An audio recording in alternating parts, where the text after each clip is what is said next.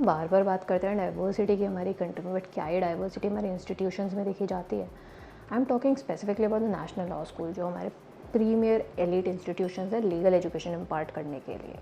IDIA के एक survey के according 80 to 90% of the students in NLU are from high income background. जो privilege class वाले students होते हैं वो वहाँ से आते हैं, इंग्लिश मीडियम बैकग्राउंड वाले स्टूडेंट्स। बाकी 10 to 15% of the students are from low income background, वो जो कि रूरल बैकग्राउंड से आते हैं। बट ऐसा क्यों है, इतना डाइवर्स डिफरेंस क्यों है? इसके 3 मेन रीज़न हैं। फर्स्ट, ये तो लो इनकम बैकग्राउंड वाले स्टूडेंट्स को इस चीज़ की अवेयरनेस ही नहीं है, उन्हें पता ही नहीं है इस टाइप के इंस्टीट्यूशंस हैं जहाँ पे लीगल एजुकेशन इम्पार्ट की जाती है। सेकेंडली, इन इंस्टीट्यूशन में एंट्री करने के लिए एग्ज़ाम क्लियर करना होता है जिसका नाम है क्लैट, और उस एग्ज़ाम को क्लियर करने के लिए कोचिंग लेना अब एक प्री रिक्विजिट बन चुका है। उसके बिना शायद ही उस इंस्टीट्यूशन में जाना पॉसिबल है।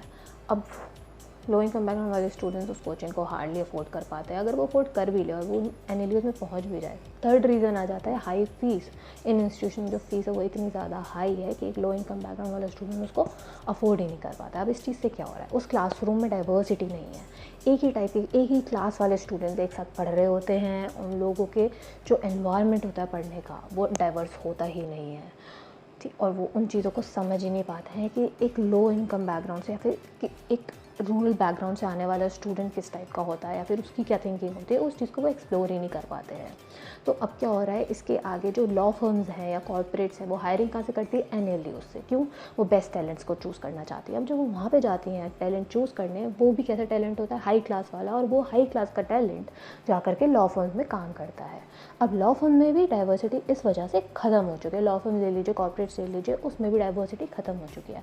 वही एलिट क्लास वाले लोग डिसीजन मेकर्स होते हैं। अब उनके डिसीजन जो होते हैं based on their own understanding and those limited dimensions only, क्योंकि वो डाइवर्सिटी कॉलेज से नहीं आ रही है, फिर आगे भी नहीं बढ़ पा रही है। क्यों? क्योंकि लॉ फर्म्स में भी डाइवर्सिटी है ही नहीं। लो इनकम बैकग्राउंड वाले स्टूडेंट्स को वो लोग चूज़ ही नहीं करते, या फिर कह लीजिए Tier 2 Tier 3 वाले इंस्टीट्यूशन से हार्डली वहाँ पे हायरिंग होती है।